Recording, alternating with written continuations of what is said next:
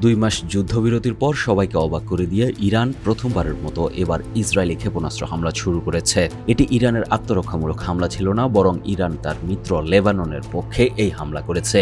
এই হামলার মাধ্যমে ইরান দেখিয়ে দিয়েছে তার সামরিক সক্ষমতা এখনো কতখানি অক্ষত। গত 2 মাসের যুদ্ধবিরতির মধ্যে ইরান তার সামরিক শক্তি অভাবনীয় মাত্রায় উন্নতি ও পুনরুদ্ধার করেছে বলে বিভিন্ন বিশ্লেষণে উঠে এসেছে। সিএনএনের স্যাটেলাইট বিশ্লেষণে উঠে এসেছে সবচেয়ে চমকপ্রদ তথ্য।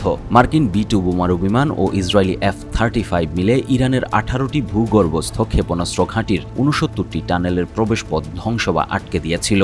লক্ষ্য ছিল ইরানের ক্ষেপণাস্ত্র সক্ষমতা চিরতরে নষ্ট করে ফেলা। কিন্তু যুদ্ধবিরতির 7 সপ্তাহের মাথায় সিএনএনের রিপোর্ট বলছে 69টির মধ্যে 50টি টানেল আবারও হামলার জন্য প্রস্তুত হয়েছে। নগদ নিয়ে এলো হার না মানা হার অফার। সর্বনিম্ন 10,000 টাকা রেমিটেন্স নগদে পাঠালে থাকছে স্বর্ণের হার জেতার সুযোগ। সিএনএনের রিপোর্টে 4টি মার্কিন গোয়েন্দা সূত্র নিশ্চিত করেছে, এপ্রিলের প্রাথমিক মূল্যায়নে বলা হয়েছিল ইরানের অর্ধেক ক্ষেপণাস্ত্র লঞ্চার টিকে আছে, কিন্তু সর্বশেষ মূল্যায়নে সেই সংখ্যা বেড়ে 2/3 বা 66% দাঁড়িয়েছে। ড্রোন সক্ষমতায়ও ইরানের যে অবস্থা আশা করা হয়েছিল তার চেয়ে অনেক ভালো। মার্কিন গোয়েন্দারা বলছেন ইরানের 50% ড্রোন সক্ষমতা অক্ষত রয়েছে। এছাড়া ইরানের উপকূলীয় ক্রুজ মিসাইল সিটির একটি বড় অংশ সম্পূর্ণ অক্ষত রয়েছে, কারণ মার্কিন হামলায় উপকূলীয় সামরিক লক্ষ্যবস্তুতে তেমন একটা মনোযোগ দেওয়া হয়নি। এদিকে আল হুররার বিশ্লেষণে উঠে এসেছে আইআরজিসি সম্পর্কে একটি গুরুত্বপূর্ণ তথ্য। যুদ্ধবিরতির কয়েক সপ্তাহ পরেই আইআরজিসি ইরানের শহরে শহরে ক্ষেপণাস্ত্র প্রদর্শনী শুরু করেছে।